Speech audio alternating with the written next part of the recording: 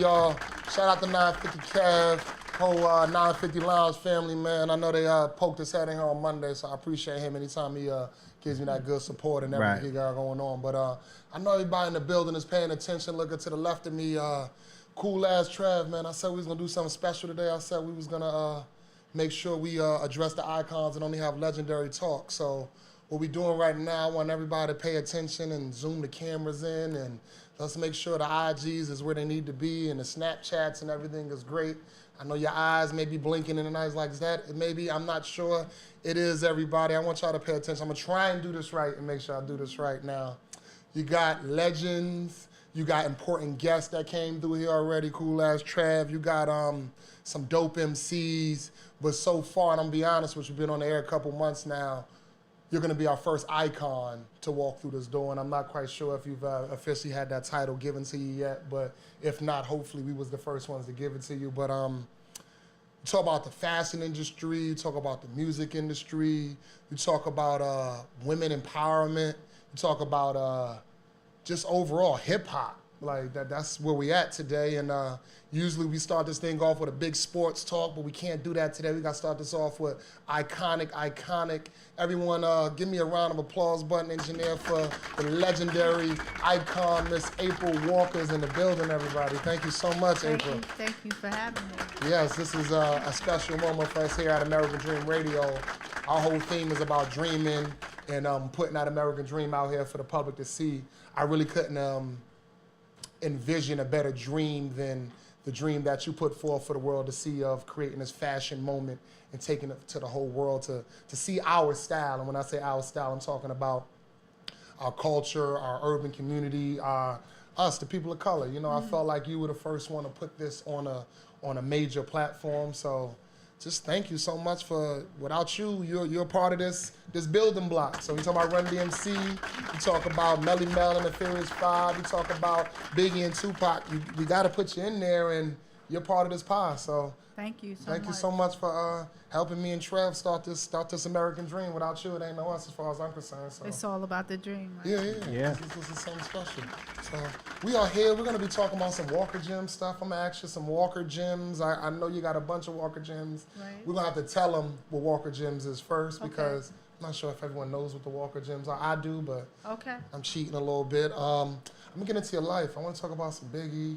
Maybe I can squeeze a Biggie story out of you, some Tupac, Jay-Z, just... Whatever, let's just talk. Yeah, I was about to say, I can't even really get down into how many people you got going on and how many people you put in this position to win so far. But cool ass Trav, what's going on, man? None, I'm here. I'm ready. Yeah. I was gonna say. So Trav, where you from? I'm from the Bronx. From the Bronx. Yeah, I'm from the Bronx. If you ask my mother, she would say, "You're from Harlem." Okay. 'Cause I was born in Harlem, but I was raised in the Bronx. Right. I make sure I let him know every single day he's from Harlem.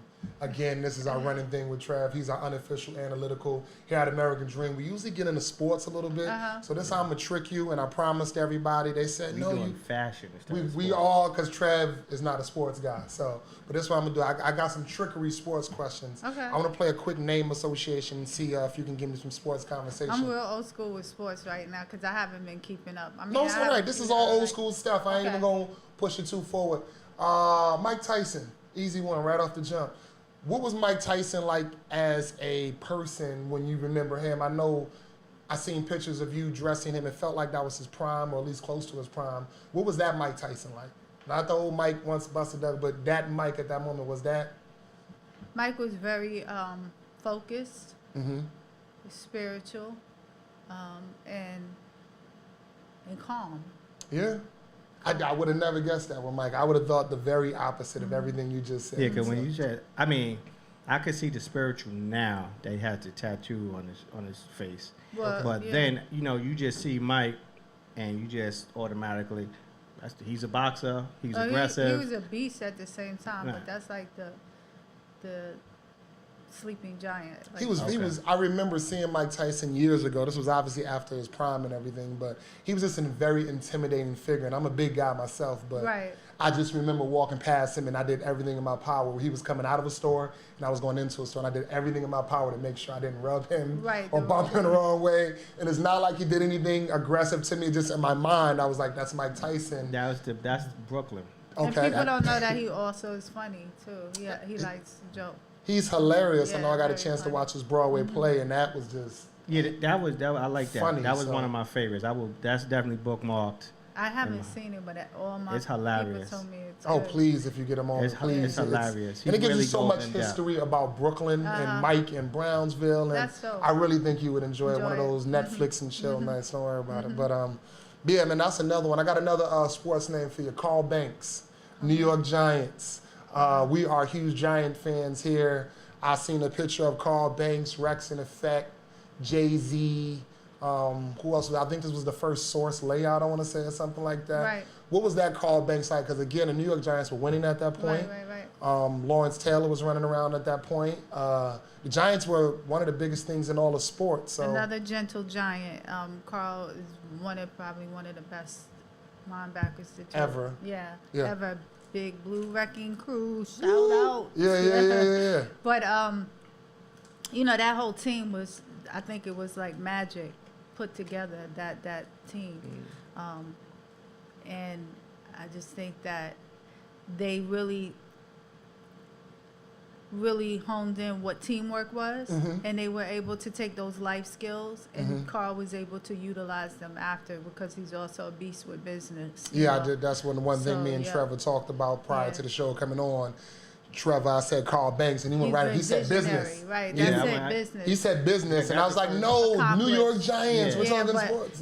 What he's done off the field is so much bigger than what he's done on the field, and what he's done on the field is big. But if a lot of people don't know that he's amassed the licenses for the Major League Baseball, the NFL, some of the NBA, the collegiate licenses. No, I didn't know this. He has a starter brand. This is all Carl Banks. So, G3 by Carl Banks is all of those licenses. So a lot of the stuff you see in department stores and the college stores, or all of these different places that in the NFL shops, that's Carl Banks. So, that's... Yeah, I didn't know that at all. Shout out to Carl Banks and the whole New York Giants. That's a good sports thought right there. Yeah, so... All right, everybody. And he lives for what you guys do. Yeah. That's what he does as well. So he travels with the Giants, sportscasting. Yeah, that's the Carl Banks I know. I really didn't have a business sense of... Yeah, and then he does the business too. So shout out to the New York Giants, Carl Banks, man. I know someone in New York Giant land is listening for these tickets that's coming our way pretty soon. That's right. 718-239-9200. Got an icon in the building by the name of April Walker. She has a clothing line called Walker Wear. She's got a new book out right now. I want to make sure everybody gets this and gets their hands on it. It's called Get Your Ass Off the Couch. I'm sorry, I don't want to mess that up. But what's your motivation for the Get Your Ass Off the Couch book? We're talking about American dream. We all have a different dream, but I really think that God gives us all special abilities, and we all have a special seed that's planted in us, and we have a job to do while we're here that no one else could do but you, like you doing right now. Gotcha. You know what I mean?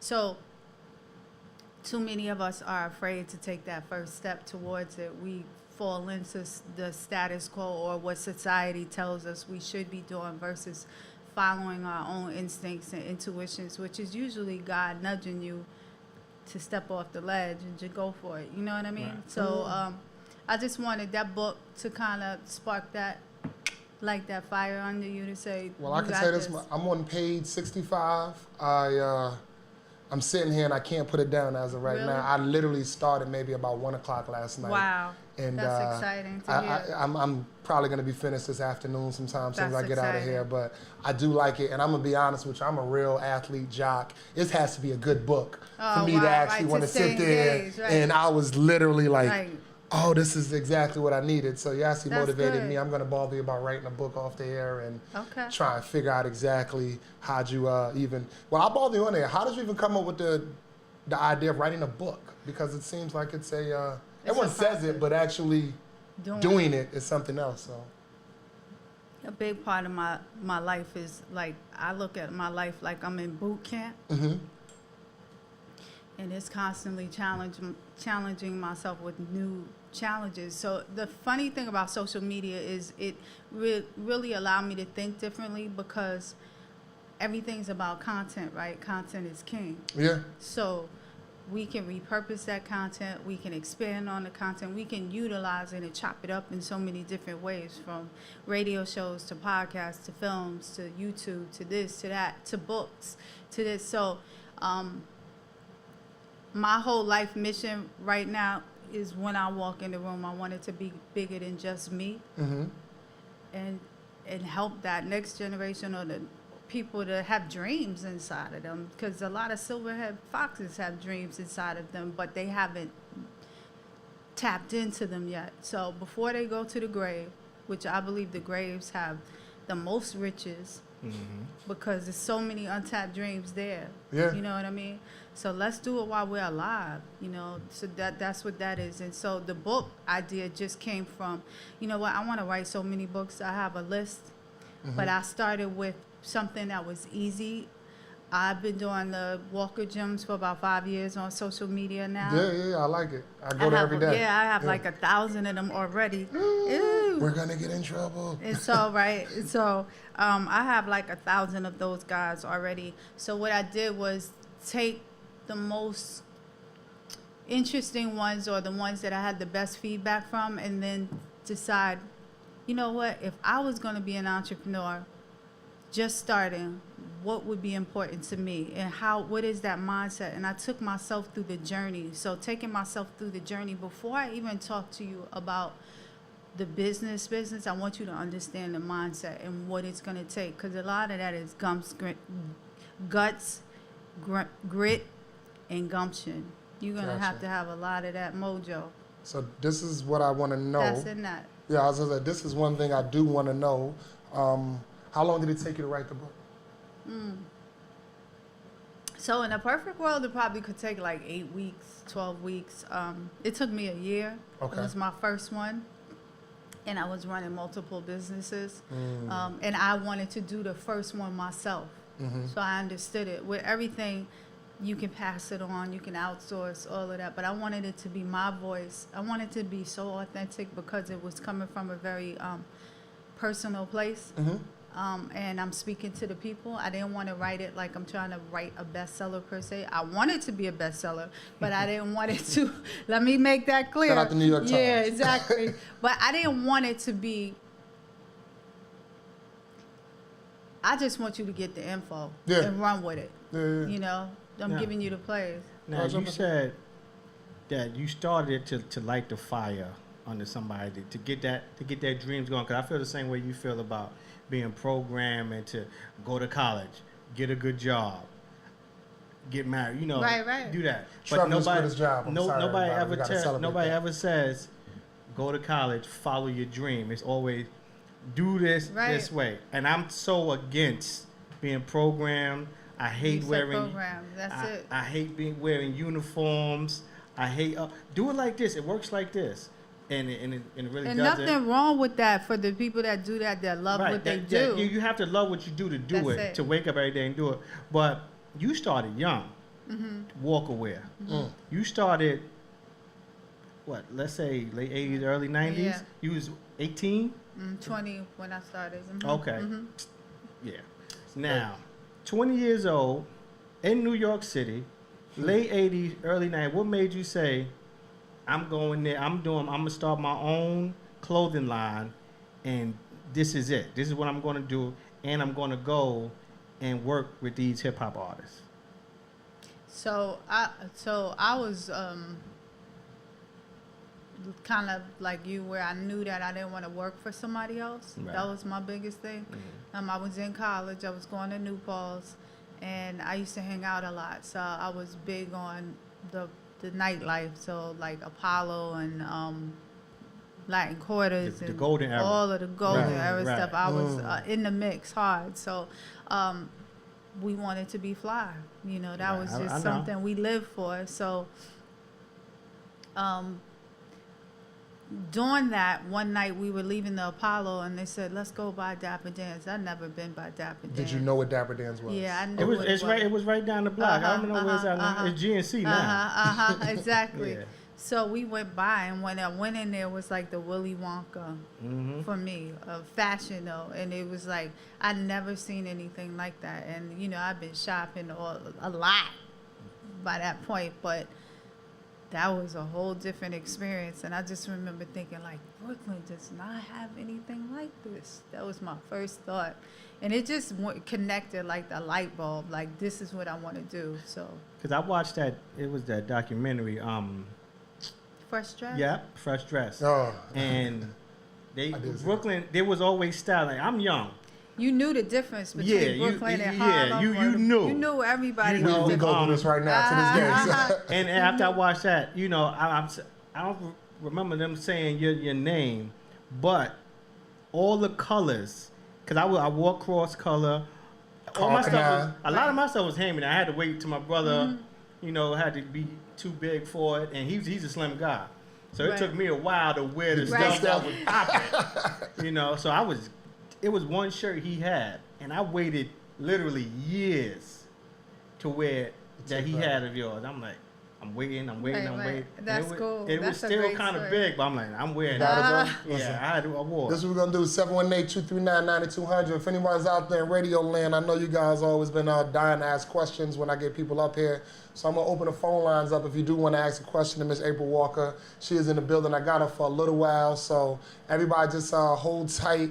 What I'm going to do, I'm going to put you on the spot for a second and said, can you give us a Walker gym maybe? Is that possible? Do you have one just sitting around in your head somewhere? Did they come for it? That's why I said there's a lot of pressure here. Okay, no. I got one for you. Swinging with aim is essential to hitting your home run. I read that. Yeah, that's a good one. I like that. Swinging with an aim is essential to hitting the home run. Swinging with aim is essential to hitting your home run. You wrote that in the first 60 pages too. I read that. I did. Yeah, I was gonna say I read that already too. Who, like when you officially started, right? Mm-hmm. Who was the first person you said I have to get to him to get this ball rolling? You know what? It's so crazy because it really happened like a dream, a snowball effect. I think I was so in love with what I was doing at that time, and I really had a lot of hustle in me. I still do. I feel like I think that's a quality we're born with, but I was so immersed into the culture that it kind of came to me. They say we attract what we're ready for. So I think that I remember the first person that came in the store was, I think, Shinehead. Remember Shinehead back in the day? No, that's before you. Shinehead, Redhead, Kingpin, yes. And then Shaggy came in. Shaggy, happy for Shaggy.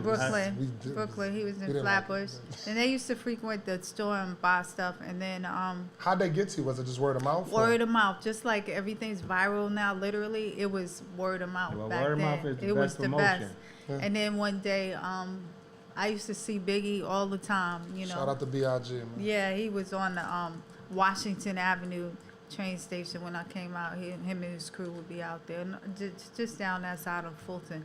But we just crossed paths. And one day, I had an Eric B. and Rakim shirt in the window. It was a airbrush shirt. Okay. And he came in and asked about it, and we struck up a conversation. And anyway, that's how that connection started. Did you know that Biggie was Biggie at that moment, or did you? No, I just knew him from around the way. Was he Biggie at that moment? He was a little round kid that was, you know, he was window hustling shopping. And window shopping. Yeah, of course. And then he just, you know, was like, yeah, I'll do music. You know, he was very, you know, less is more. Big was very less is more. But over time, we became friends, and then he got his deal with Puff. And all right, I got this one. Yeah. What is your favorite Biggie song, Notorious B.I.G.? What's your song? Like, everybody got a Biggie song. Mine is Everyday Struggle. I love so many. I mean, that's a real we about to throw it question. to us. Well, maybe not. Which song would you want to hear right now, Biggie, Notorious B.I.G.? We got to throw to some music for a quick second. So many. Yeah, I was about to say something. Ready to Die, Everyday Struggle, Sky's the Limit. This is what we're going to do. Engineer. I love it when you call me Big Papa. See if you can find out for me right quick. We're going to throw in some Biggie, Big Papa. Don't worry about it. We're going to come back. I want to dig into your life. I know I only got you for a little while longer, so I want to timeline you a little bit from the beginning to the end, and hopefully we won't run out of time. And just figure out exactly how this whole thing started from beginning to end. I know people are very interested in your journey, so Perfect. I want to bother you a little bit about Perfect. your journey and see if we can end it there I'm for with a it. second. Can I do a little social media while the music plays? Absolutely, you do Try to anything you want. plug, You can plug, do anything you want. American Dream. 718-239-9200. April Walker Ware's in the building. King Khalil, cool ass Trav. Let's go, y'all. American Dream Radio, B.I.G. Yep. Yo, it's about 122 New York, man. It's hot outside. We're going to use the word brutal out there today. And it's really hot. I want to speak to somebody over at the MTA. Can y'all please get y'all ish together? I am stuck on the train at least for another week or so. The bus is something, because it's not right out there in the MTA. I don't know who I got to talk to, but it's going down, I'm going to get a down, congressman. down. We got to get somebody here. I got to reach out to somebody here. I feel sorry for the people in Long Island taking that. They making the LIR and all that. Right now. It's horrible, man. Just shout out to Uber and everything going on with Uber. But yeah, let's not waste too much time. Just like I tell everybody before, we got an icon in the building. 2 hours is not enough time to get my life story out, and I got a little one. This is a huge one. This is Miss April Walker Ware's in the building. Miss April Walker is the actual real name. I don't want to mess that up. I know it's a brand, then it's a name, then it's Walker Gyms and all that stuff right there. But I appreciate your here and just coming and talking about this commute and this travel and this heat and everything. So absolutely, I appreciate the love, honestly. Like I'm gonna be bothering you from time to time and making sure you're officially now part of the American Dream family. Okay. What I can do is offer this platform to you and anything that you're always promoting and what you got going on. Appreciate that. Feel free to DM me, steal my page and post it up there, however you want to do it. But we got a platform and to make sure it's used for our friends and family. So I tell a majority of the guests that come up here, listen, use it, use the platform, call me, make sure if you got something going on, let me promote it, let me say it, let me get it out there for the world to, you know. That walkaway looks good on you. Yeah, I like it right here, man. I appreciate that. Don't worry, we was plugging you seriously before this came. Trav had a question, so I'm going to let him ask his question because it's going to lead into where we're going about who's the hardest. Well, my question is, because, you know, being that hip-hop is mainly, well, back then, it was mainly a male-dominated sport. You know, even though you got Queen Latifah, Jamoni Laws, MC Light, it's still overpopulated by men.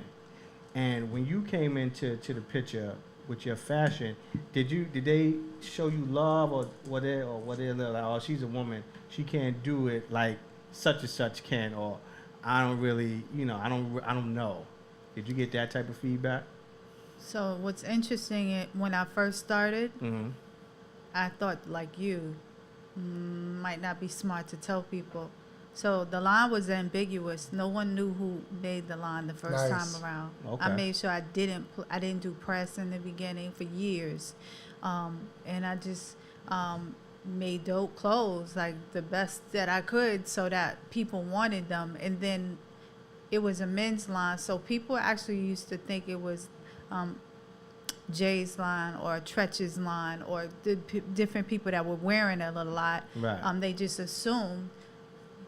And it wasn't until it was on the map and in the stores and national and overseas that I started slowly tiptoeing forward. Like, had to come out. It's me, like, yeah. you know. Hello. Right. Down the Goin style a little bit, try to write it and then not tell them and then sneak it in there. you know, sneak it in there. Because I didn't know how it would be received. So when it was received, how did you feel like when you were like, okay, now I pop my head out? Right. Then it was all good because then it was already confirmed, like, oh, this is fly. You know, they were all wearing it at that time, you know. So by then it was a staple within itself. So that helped. It's too late. Right, too late. Right. So I don't know how it would have happened, to be honest. I thought that exactly what you say. It was a valid question, especially at that time. In the late 80s, early 90s, it was a different world for women than it is now. And we still have a long way to go. I know a lot of times they say Puff, he had a lot to his style coming out of college and being like, before Puff was who he is now, and he played the background to Dougie Fresh. Mm-hmm. Okay. His style that he wore with the big jeans and the boots, they said, well, we're going to dress Jodeci like him. Right. You know, and that, to me, it seemed like you came up with that. That was actually Sybil Penix that did the styling at that time, and Misa Hilton. I'm actually on a channel with Misa today. Okay. But they were dope stylists that worked very closely with Puffy. and stuff. I was responsible for the baggy jeans. I was responsible for the baggy jeans. I just gave it up. I literally. Yeah, that was the trend. I was like, you held on as long as you could. Yeah, and it's so funny because when we started the baggy jeans, it was coming from the place it is now. Everybody was doing like peg leg and jeggings, so we were like, we want to do. Doesn't everything always work in a circle? Yeah, it does, always. So I heard you sort of saying the skateboarders were out already. Absolutely. A lot of things everything was intersecting. A lot of things are just recycling themselves. But here at American Dream, we want to make sure that people can understand your journey and appreciate your journey a little bit. So I want to, what I call is a timeline. I want to timeline you a little bit and take you all the way back and rewind this whole thing a little bit. I know your name for everybody out there is April Walker. Where you from originally, and tell me about give me the 0 to 5. Where were you born at, and where were you from originally? That's what I want to know. Originally, I am from Los Angeles. And my father was in the music industry, so he managed a lot of the jazz greats and moved around, and then he went into R&B and hip hop. But Papa was a Rolling Stone, so we moved around a lot. So I was born in L.A., and then we moved to Dorchester, to Roxbury.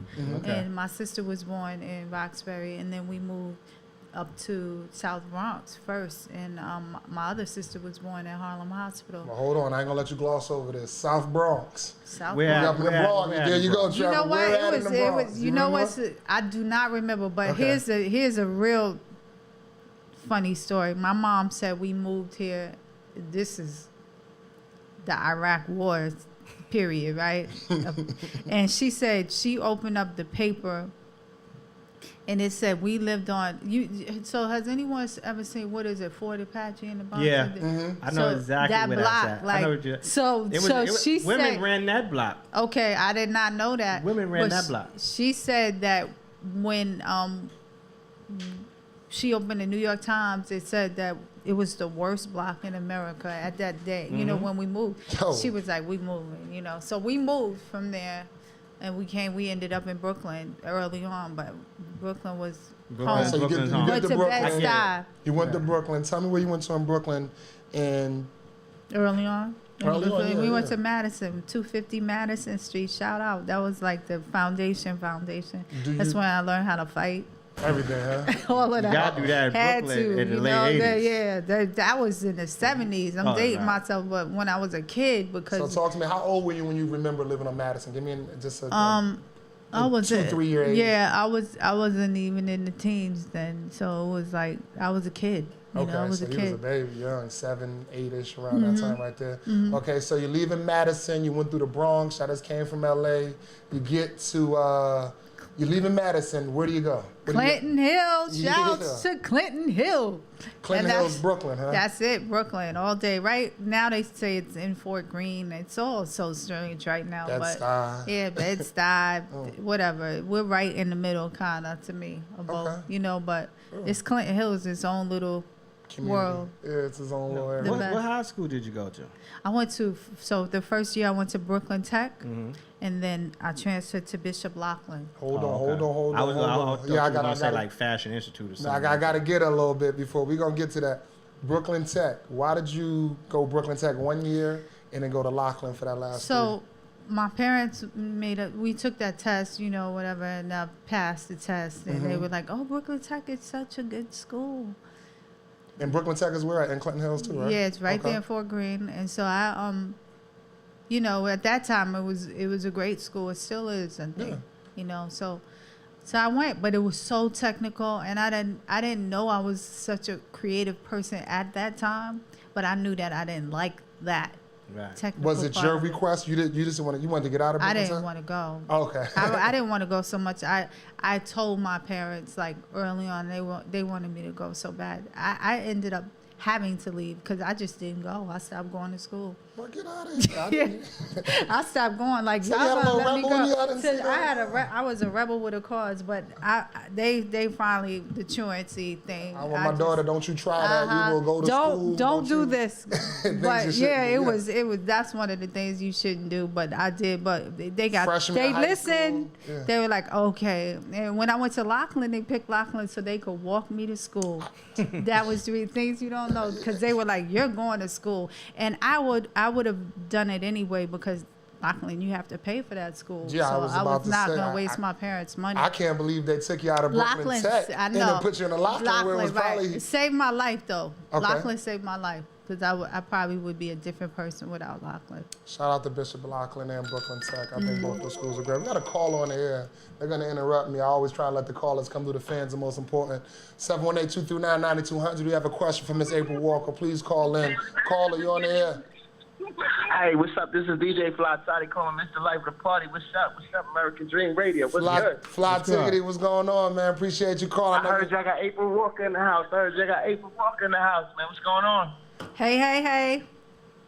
Hey, April, how's everything? I just wanted to call in. I'm sorry I couldn't be there today. I'm out in Mansfield, Massachusetts at the Vans Warped Tour. It's currently pouring out here. There's a lot of acts out here. I'm giving my report. It's a lot of acts out here. There's a lot of bands out here. There's good rappers out here. True Cities out here. And we just wanted to give y'all a shout out. Say what's up, all right? Thank you so much. Fly Ty, appreciate you, man, every time, man. Keep doing your thing out there in Massachusetts, and let them know American Dream Radio. We here, we tuning in out there in Boston, Massachusetts, that whole area. But we'll see you on Friday. I got something for you on Friday, too, my guy. All right, boy. I see you later, and y'all have a good day. All right, thank you so much, Ty. Now, I got I'm big on fashion, and just like you said, I just wanted to be fresh. Right. That was my thing. Wanted to be fresh. So I didn't really get fresh until maybe 10th grade. Okay. And I'm still stuck in the 90s, because that's where that's where everything happened. Right. And I'm always referencing my brother, because he had this Dapper Dan suit, the sweatsuits, the velour with the leather. Mm-hmm. But a lot of that stuff was remixed and came back. Right now, I can't find it. But I actually was thinking about doing something for the fall. Oh, please do that. With my logo. That's 2X. I'm sorry. Slipped out. Custom Georgia. How do you feel about the direction of fashion today? When I say direction, I mean like you have a lot of the men being more feminine with the fashion, and it seemed like a lot of the women be more masculine with the fashion, and I'm like, I'm in a daze right now, 'cause I'm like, we don't know. I don't know. People talking about Merces and purses. I'm like, it was never a Merce. And rompers. Yeah, we talk about rompers. Yeah, it was never a Merce back in the day. Put it like this. So let me here's my political disclaimer. And I'm saying it because I truly don't believe in censorship, and I don't believe that anyone should ever be creatively handcuffed. So I understand that. And so everyone should be free to express themselves how they want to express themselves. I just think it speaks to the sign of the times. We are so confused, period. And that sounds judgmental, because it probably is. We are, as a people, I'm talking about everybody in the world. Look at the world. Like, go through your social media feed and see how much hate is on it. It's just crazy to me, the stuff we place attention on. So I think we're crying out for help in different ways, and rompers is one of them. Would you thank you. Coming from a fashion icon that said thank you. Yeah. I'm like, would you have a problem dressing some of the newer art? I know we're going to go back to the timeline in a minute, but would you have a problem dressing some of the newer artists today that have a little bit more of that, politically correct, feminine style of wear, or no, creatively confused? That's a good one. I would love to work with whoever. It's just we both have to have this vibe, like a big part of my styling was we sit together, we talk like we're talking. I want to hear your music. I want to know what you represent. I want to understand all of that, and I want to take you where you are and push the envelope a little bit. But if it's somewhere that creatively I'm stuck, then I'm gonna tell you I'm not the right person for you. No, I'm honest. I think you would probably be good with the ASAP crew. I feel like I watched him, not just because they're from Harlem, but me and Ferg's father. Yeah, Ferg he's was big. me and him were tight. Me and his father. And he's his father. Too, I know that. And yeah, real tight. Well, his son Ferg, he's more fashion forward. The whole ASAP crew is fashion forward. I know. Outside that thing that ASAP Rocky wore, where it looked like a dress, they are very fashion forward. I could see you and them probably coming together and just sitting down vibing. And I could see them with some walkaway. I'll be open to it. Well, listen, I'm open to it too. Just let you know. Okay. You want to set it up on 184th Street again? You want to set it up? No, we can set it up somewhere in Harlem. Somewhere in Harlem this time, all right. This is what we want to do. I want to jump back into this time a little bit. We run out of time. I know that. You're in high school. You're finished. You're out of Lockland. You're headed towards, my understanding, is college. Word on the street, it was New Paltz, just because I was doing my research a little bit. It was actually a few schools. It was City College. I've been there. Don't Kingsborough. I've You been already there. know. But we ended up at New Paltz. We'll myself, and I. Yeah, that works out. Were you looking to study fashion in college? Were you just moving along still? Did the fashion book hit you just yet? I wanted to do what you're doing. Oh, yeah? In college. That's what I went to school for, business and communications. And I ended up just stumbling on Dapper Dan. Nice. And that was that spark. Was that? That was it. So I got some timelining so people can know exactly. You're out of high school, freshman, sophomore year in college. When did you actually officially stumble on Dapper Dan? Junior year. Junior year of college. So you're 20 years old at this point. What was you doing in Harlem? You from Brooklyn? Your parents was obviously it was on top Wednesday of you night a little bit. at the Apollo. My mother told me. My mother, she used to go to Apollo all the time. Wednesday night was it, boy. That was it. Yeah, exactly. So Wednesday night, are you supposed to be in school? What's going on around this time? You're supposed to be at the Apollo Wednesday night. Well, I'm just saying it like, New Paltz is upstate, I believe. Right. So I used to have it was Wednesday night, and I think they did something. They ended up doing Wednesday and Friday. Sometimes they would do special tapings. But I actually would have my program set up where I would take all my classes literally. I loved hanging out. So I would have my first class start at Monday at 6 p.m. That was my first class in school. So you didn't have to, you could make it the whole weekend. And then Thursday, I was out by 4 o'clock. That was my last class. So I would be on that bus, and I would be at Lacey's skating rink that night in Long Island. Thursday nights. I think Fridays might have been, at that time, it was Roxy's. How were you? Were you a good student still? I was a good student. Okay, yeah. Pay attention to everybody else in college, I was a good student. Okay. So now I'm fast forwarding a little bit because we're going to run out of time, and I don't want to do that before we get to the end at least. But we are now, you're running the Dapper Dan that night. You're supposed to be at the Apollo, my understanding. Who was performing that night at the Apollo? Do you remember? No. Nope. Why'd you go to Dapper Dan? How this even? So I was with my crew. I had friends, and one of them were getting something made. It might have been Diane Dixon. Shouts to Diane. Shout out to Diane. I know you're out here listening to this. Diane Dixon. And so anyway, we went to pick up some stuff, and that's how. Next to the Victoria File. And so that's how it all started. Now, Did you meet Dapper Dan that day, or was it just? I didn't meet him. No, I saw him, but I didn't meet him. He was in there hustling, doing his thing, and it wasn't until maybe, I want to say, years and years and years after I had walked away, I called him, and he came. I met him up in Harlem, and we went to a restaurant, and we sat and had the greatest exchange of ideas and meetings, and just really collaborated. It was a nice meeting. Nice. Now, I'm gonna say this name right here, Tupac. Okay. Because that brown outfit above the rim. Carhartt stole that color from you, or whoever. Cause I haven't seen that color since Carhartt.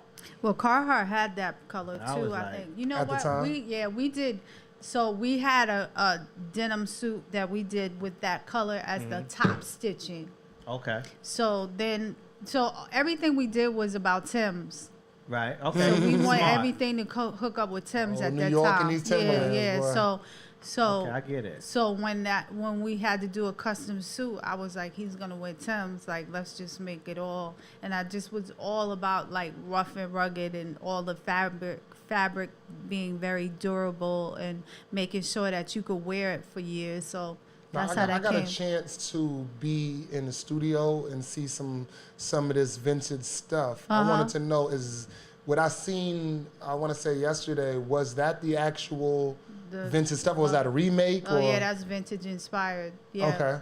Pac kept that vest. Yeah, that's what I guess I was getting to. Like, who actually has the actual... We made that vest in the pants for the movie, the All Eyes on Me movie, and then I did another sample. That's what you saw. Okay. And then I'm thinking about doing a limited edition for back to school for fall of those, of the vest. Yeah. So how was it working with Tupac? It was great. You know, we were friends, so I styled him. I worked with him, and he was like Jason, Jam Master Jay. Both of them were very visionary, so they knew what they wanted from music to fashion. They didn't know, but they could give you direction, which is always good. A sense of who they are, and they would tell you what they wouldn't do. You know, so that's cool. One more, cause I'm thinking about the movie Above the Rim. That was that Black Hoodie yours? No, that's another line. Right now, shout out to them.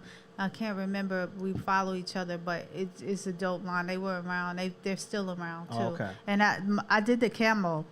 Okay. And did you remember the camouflage? Yeah. I remember that. That was when he went to the park, and I remember. Put the razor out of his mouth. I remember. Okay, that's good. I need some camo. Listen, let's keep going back to. I got brown Timbs. I need some for. I wanna make sure I jump on this time a little bit. Like I tell everybody at American Dream Radio, we are here dreaming, and I appreciate everybody for tuning in and listening. I feel like this is an iconic and legendary conversation that must happen. One of the things I do get frustrated about in our culture is that we don't celebrate our legends while they're here. And we wait till a Prodigy passes away, we wait till a Biggie passes away. So while you're here, I want to make sure that every chance we get, I let you know that you're a legend and you're an icon in this fashion, hip-hop, music world that we are all part of right now. So I appreciate you. God has been good to me, so thank you. Yeah, this has been an amazing thing just to have you here today, and even if I can get you for an hour, I appreciate your time. Just timelining you a little bit more, you obviously get the motivation from Dapper Dan, then you head back to Brooklyn. What motivated you to open your store, and what was that name again? It was called Fashion in Effect. It was my first shop. I started in the house, me and my friends, you know, figuring it out. And then people started wanting the stuff we were making, and I was like, I need a store.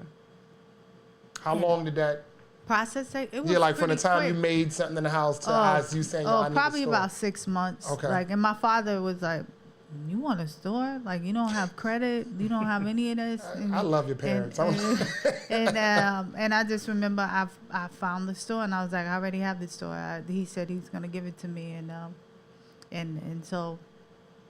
It was great. He was very supportive. He was my mom. I love her to death, but she was definitely J.P. Morgan. She was working with Morgan Trust. She was executive. She was the staple and the rock in my family. So thank God for her. But she didn't understand the creative part, probably because she had my father. Yeah, of course. And so she's like, don't do that, you know. And I applied for corrections. I applied for. At fire department, everything you didn't I got everything when I signed the lease.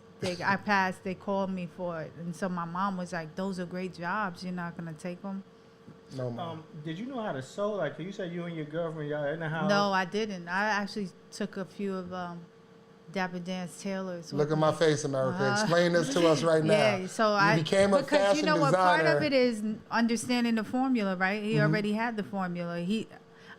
Why would I go try to hire tailors or seamstresses that just sew versus making the stuff we make? You know what I mean? So that was a big help. How'd you even? You said you took his design. How you stand outside and wait? Okay. On a Wednesday night. You know, whatever it takes. You do what you need to do. That's the way I'm. So factories, the same thing. I'm hearing stuff that just doesn't match the imagery I have of you. So you gotta get gully sometimes. You was trouble in high school. A lot of stuff. Those. You're waiting on Dapper Dan's seamstress to come out the place. You're hanging in Harlem. and you're partying all the time. You didn't what know. happened to the innocent? Right. That Brooklyn. Hid it from us this whole time. Well, while you're doing that, right? Once you stole, I wouldn't say stole. I don't want to use that word. No. Yeah, we don't want to use Made him a better offer. He was still working there. Made him a better offer. No, they were still. We were just sharing. Okay. Well, as the time went on, and we got into the more back, like you saw Car Canal, you saw the cross colors. How did that affect your walk away when those brands started coming out, or did it affect your brand? No, Carl was actually around the time I was around in Brooklyn. He's out of Flatbush, so he was Carl Williams, Carl Canal, and I remember we were exchanging ideas, and he went out to LA. I know he had a similar story where he waited outside. Exactly, right. So when I started doing the factories out in LA, I called Carl in AZ, I need some help with some tailors. Same thing, When you say AZ, what AZ you talking? AZ was Carl's right hand. Okay. Carl's right hand, and really helped him a lot with building that business. Shout out to Carl Canal. Are we talking AZ Uptown AZ? No. His AZ partner. from Brooklyn. Yep. Okay. Yeah, I knew I was messing with her a little bit, but but I think that I stayed independent, where a lot of the brands got backers. Speaking of backers, that's why I was headed to with this conversation. When you're making the clothes, everything is going good, people are starting to hear about this. Who was the first person that actually wore the clothes that made a significant impact on your career walkaway? Like, who was that actual person, artist? Is there somebody that once they wore it, it sort of catapulted you towards where you're headed now or where you're at now? That's a great question. I'm gonna say two people because I think that I think the first layer I would have to say would be Audio 2, because they were the first people to come in my store like, we want you to Milk do our and album cover. Shout out to Milk D and Giz.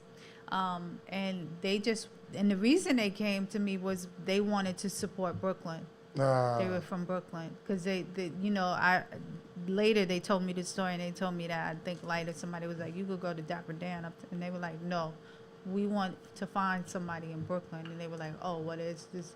Go check this girl April out. So that's how that started, and that album cover led me to learning about styling. So I started styling their stuff, but everything's word of mouth. Right. So that kind of pulled that string and unraveled it to open the door for everybody else to find out. Thank God for Milk D and Audio too. Right. Thank y'all both for that. When you say style, is there a thing to style? Like, because I see stylists today, or I see people who call themselves stylists, and I was just watching something last night, and it seemed like stylists just go out, buy clothes from these high-end fashions, and basically you put an outfit together you like. Is that the same thing that you did, or how does that work? I think it's an art to styling, because I think that you really need to understand fashion and understand the person, and understand entertainment, right? Because something you wear on stage might be totally different than something you're wearing every day. Right. But you want it to emulate whatever that person's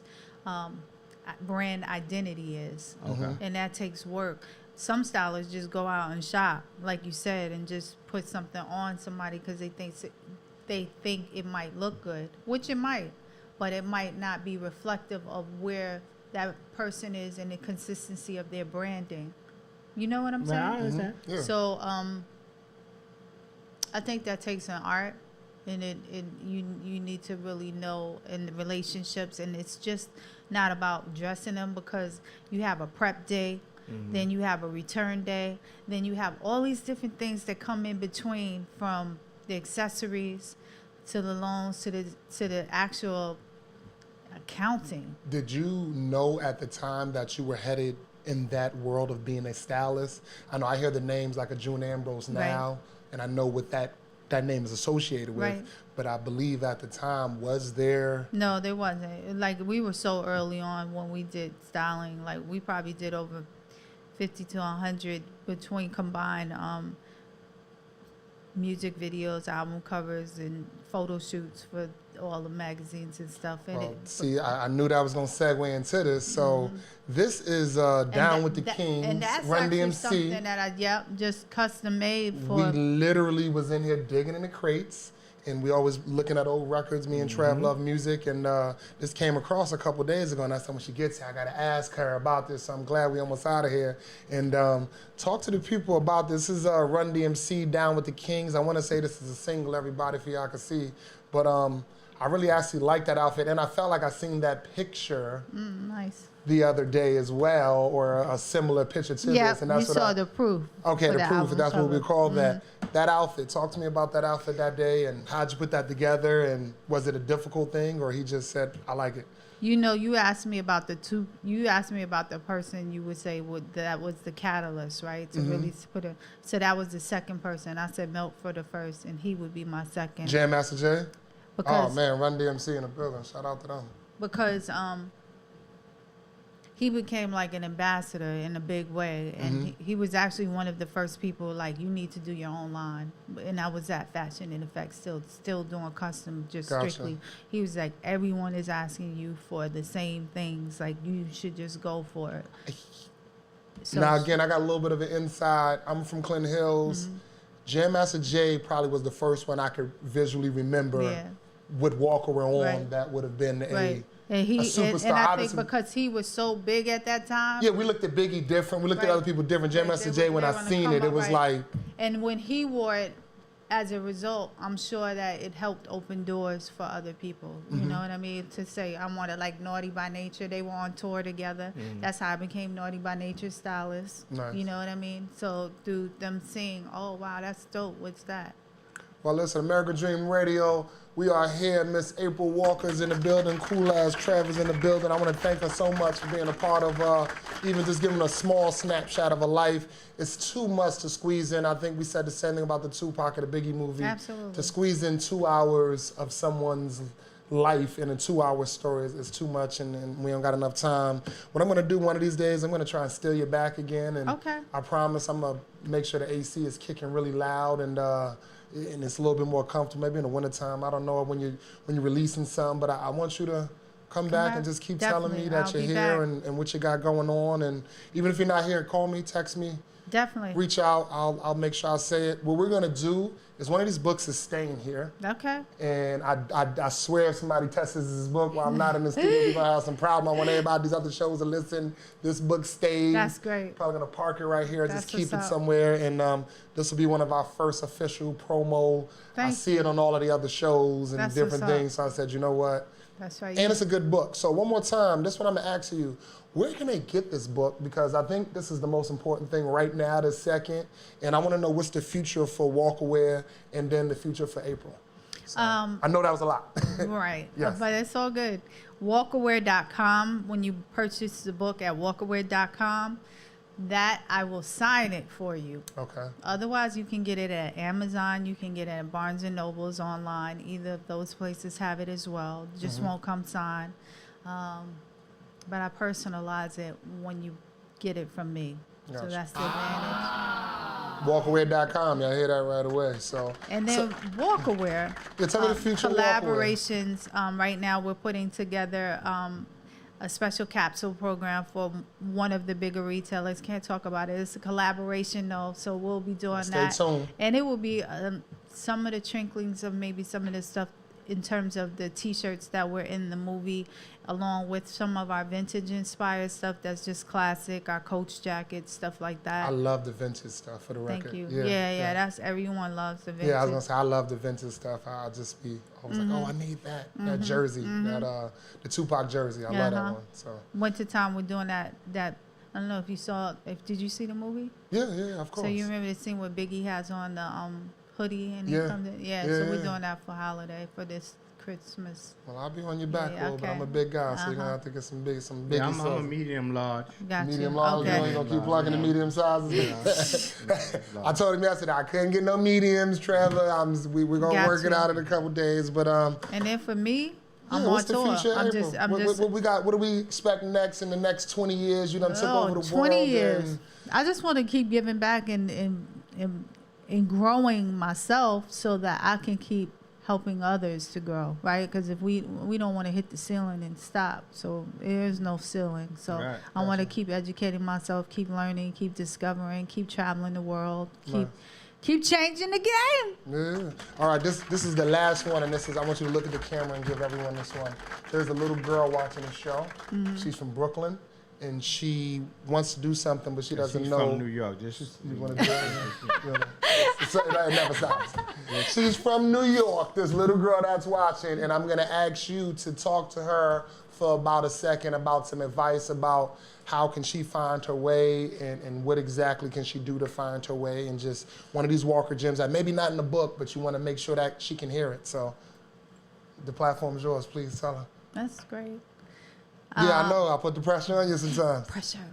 That's all good. I would just say that don't get caught up on being a girl or a woman. Just be the best that you can. That's it. Like, you want to walk in the room and be the best. Like, hands down, it's not about gender. It's just about being the best, so you can't be shut down. You cannot be denied. Believe in yourself more than anyone else, and remember that no one else, it's not their responsibility to believe in your dreams. It's yours. So believe in yourself harder, and I would say faith, man. Faith over fear. Pray. I don't know if you believe in God, but God is everything. So I know that everything I've accomplished is not by my merit, but by the grace of God. So if you put that kind of mustard seed faith in your life, and God will enable you to do amazing things that open doors that no one else can shut, because you will shut it down. So just believe in yourself, faith over fear. No one owes you anything but you. So invest in yourself more than anyone else. You got this. One more time, America. I want y'all to pay attention to this. American Dream Radio. I'm King Khalil. This is Cool As Trav. We had the pleasure of having the icon, April Walker, in the building. Yes, we did. This was just special. I wish I could have kept it for more, but I know how the world works. Business, busy, busy, busy, busy. Thank everybody for tuning in and joining us. As soon as I can, I'll get it out there for y'all to see whoever missed it today. But April, one more time, just thank you. And tell everybody where they can find you at, because that's always important. Plug. Okay. Let's make sure one more time. Where can they find you? Instagram, social media, everywhere. Just tell them everything. So you can follow me at walkaway.com. We have I am April Walker on Instagram. Walker Gems, if you want to get those daily Walker Gems, follow Walker Gems on Instagram. Walkerwear is the fashion heritage brand on Instagram. Walker.wear on Snapchat. And then Facebook, Walkerwear. And I am April Walker. And I think I'm the April Walker on Twitter because someone got me. Uh-oh. So It'd be like that. yeah, it was me. It's the true confession. And then I'm Walkaway Store on Twitter. But all of those places you can find me, and I'm always out there. And later on today, I'll be on a panel with Misa at the BK Hiphop Festival. That's dope. It's I like Misa. fashion for the culture. That's dope. So that's at 5:15. Where so that's I'll at? be shouting that out at Medgar Evers College. Yeah, Okay, so everybody pay attention to that. And for all my cool. I am April Walker fans, please make sure you get over to Medgar Evers College and keep helping us shut the city down all day. And I just want to thank everybody for tuning into American Dream Radio. I'm your host, King Khalil. To the right of me, we got Cool As Trav, Mr. Life of Your Party, DJ Fly Tie. April, thank you so much for coming through to the building today and really just getting us going in the right talk with this legendary conversation that we attempt to have. I want everybody, please go out here and purchase this book. Get your ass off the couch. If you need some motivation, if you really just need to get pushed in the right direction, this is so important that we support each other in this moment, especially when someone is a legend. Please go out here and get this book. It's everywhere. We're going to keep reposting this for the rest of the day. And just thank you so much again for having me. I want to celebrate you guys for having this platform and for celebrating the culture and for also giving us this platform and for giving people their roses while they're alive. That's important, man. Thank you we very appreciate much. that. Thank you so much. We're going to chop that up and play it over and over again, just there that part. But American Dream Radio, Cool As Trav, Mr. Life of Your Party, DJ Fly Tie, King Khalil in the building. Yeah, see y'all Friday.